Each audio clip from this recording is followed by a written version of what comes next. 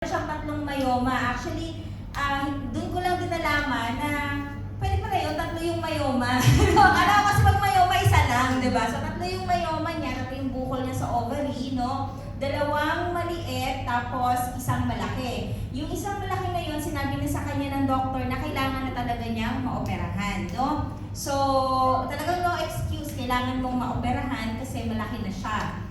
And then, pumunta siya dito kasi nakikita niya yung barley, JC Organic Barley. So, ayaw niya na maoperahan, diba? And unfortunately, wala siyang insurance. Okay? So, ayaw niya maoperahan. Sabi niya, I will take the chance na, sige, try ko, diba? At least hindi ako ma-ooperahan. Kung hindi gumana sa akin, at least nag-try ako kasi ayoko talaga, no? Nung una niyang pag-take, yun. As in talagang, dami niyang sa akin questions, parang ginajudge niya kasi last money niya yung 1498.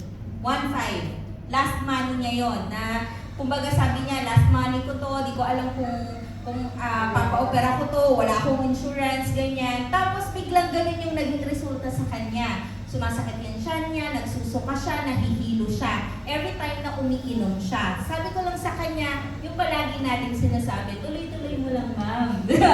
Maaaring maraming kailangang i-gawin sa ano mo, sa body mo, kaya ka nagkakaganyan. Basta ituloy-tuloy mo lang yung pag-inom. Tapos, hindi na siya nakipag-communicate sa akin after that. So, inisip ko, ano kaya nangyari na kay Mom? Ano kaya nangyari kay Mom? Kasi nawala yung communication namin after nung sinabi ko sa kanya na, sige ma'am, inumin mo lang kung paano yung pag-inom talaga. And then, nakita ko siya sa Kalayaan. Nung pagkakita namin sa Kalayaan, doon na niya shinare sa akin na, ma'am, may testimony ako. Sabi niya gano'n.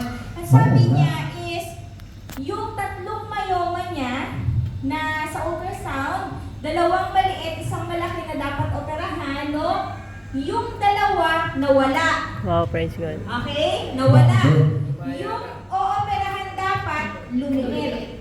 Wow. So, hindi na siya inoperahan, di ba? So, bakit siya pinapakita sa inyo? Kasi nga, you should know the answer. Kapag ka, huwag ka matatakot. Kapag ka gano'n, yung sumasakit ng sikmura, nahihilo, nagsusuka, kasi yun yung mga questions niya noon. Nagsusuka, nahihilo, parang lalo siyang nanghina. Kasi di ba, iisipin mo, bakit gano'n? Hindi naman gano'n dapat yung ano. Di ba, hindi naman dapat gano'n yung reaction. Tama yung usually na reaction natin, sumigla, ganyan, di ba? Pero, dapat, ang sasagot mo sa kanya, ituloy niya. Kasi, wala naman dapat na side effect yun eh. Kasi hindi naman siya chemical. Tama?